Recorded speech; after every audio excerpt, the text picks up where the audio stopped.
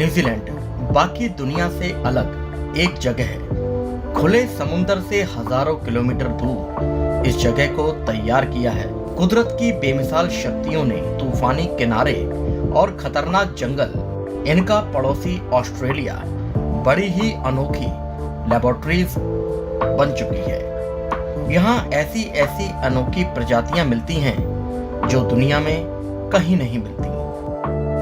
Kakapo parrot एक बड़ा अनोखा पक्षी है।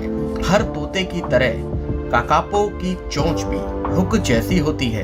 काकापो बुआ पैरेट दुनिया का सबसे भारी इकलौता ऐसा तोता है जो उड़ नहीं सकता। यह अकेला रहने वाला निशाचर जीव है। इसे दुनिया का सबसे अनोखा तोता भी कहा जाता है।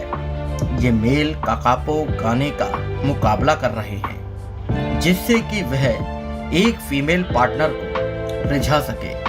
हमें इस तरह के जीवों को सुरक्षित रखना होगा क्योंकि इनके जैसे जीव दुनिया में कहीं नहीं मिलते। अब तो इन जंगलों में भी मुश्किल से 160 ही काकापो बुआ पैरेट बचे हैं। इसलिए यह दुनिया की सबसे ज्यादा खतरे में पड़ी प्रजाति बन चुकी है। न्यूजीलैंड की एक सबसे अहम वाइल्ड लाइफ सेंचुरी सिर्फ 14 स्क्वायर किलोमीटर में फैली यह सेंचुरी गोल्डफिश आइलैंड के फेनुआ में है।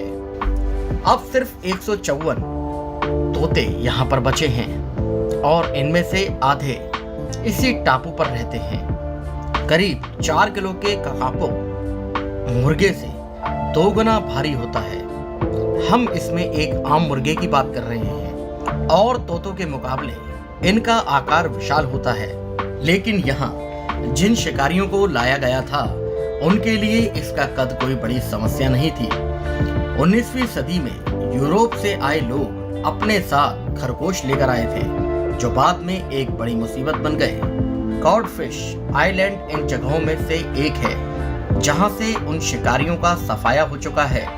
काकापो को बचाने के लिए काफी प्रोग्राम चलाए जा रहे हैं। इस प्रोग्राम के तहत काकापो पर और उनकी सेहत को लेकर काफी ध्यान दिया जाता है क्योंकि उनकी आबादी बहुत ही कम हो चुकी है और अगर कोई बीमारी फैल गई तो उनका बचना नामुमकिन सा हो जाएगा।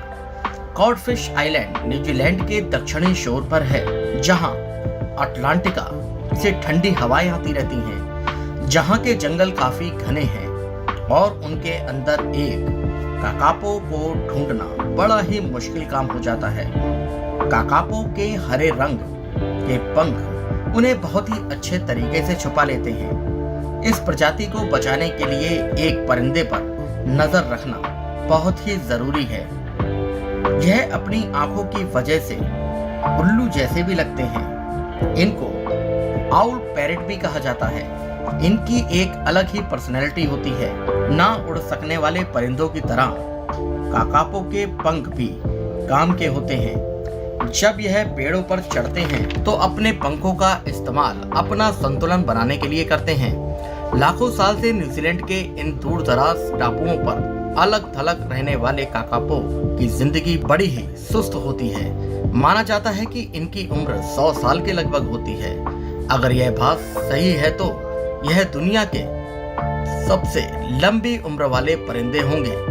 दुनिया में तोतों की करीब 350 प्रजातियां हैं, लेकिन काकापो ने सबसे अलग रास्ता अपनाया हुआ है।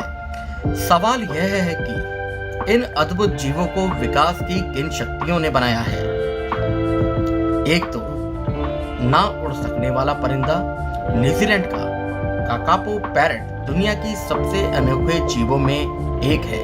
काकापो भी अपनी आवाज से ही अपने साथी को रिझाते हैं। न्यूजीलैंड के तोते और चमगादड़ों से यह पता लगता है कि जमीन पर शिकार होने की वजह से कई तरह की प्रजातियां विकसित हुई। करीब 800 साल पहले यहाँ एक तबाही हुई। न्यूजीलैंड के जीवों की जिंदगी हमेशा के लिए बदल गई। यहाँ इंसान आ गए। वो अपने साथ रैट, कैट, डॉग और पिग लेकर आए और यहाँ के जीवों के पास उनसे बचने का कोई उपाय नहीं था और वह बड़े पैमाने पर मारे गए।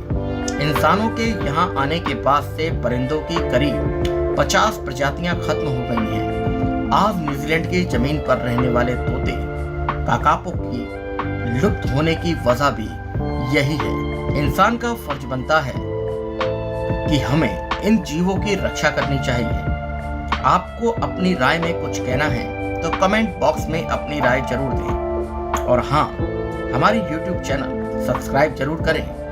वीडियो देखने के लिए धन्यवाद।